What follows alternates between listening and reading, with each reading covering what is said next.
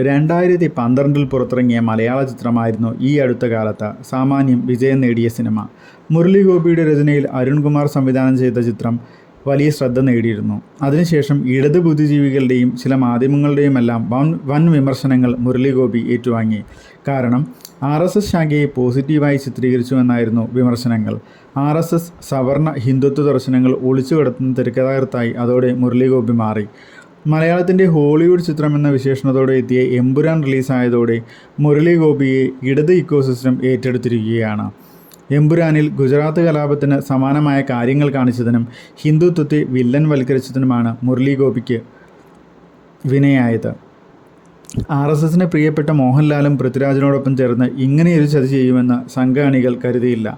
മുരളി ഗോപിയും പൃഥ്വിരാജും ചേർന്ന് മനഃപൂർവ്വം തിരക്കഥയിൽ എഴുതി ചേർത്തതാണ് ഹിന്ദുത്വ വിരുദ്ധതയെന്നാണ് ഒരു കൂട്ടർ പറയുന്നത്.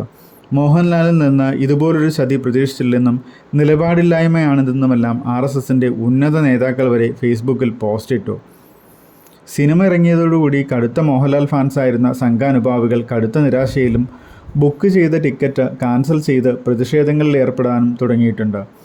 ഒരു വർഷം മുമ്പ് മോഹൻലാൽ കണ്ട സ്ക്രിപ്റ്റിൽ ഇല്ലാത്തതാണ് ഗുജറാത്ത് കലാപമെന്നെല്ലാം പറഞ്ഞുള്ള കുറിപ്പുകളും വന്നു തുടങ്ങി.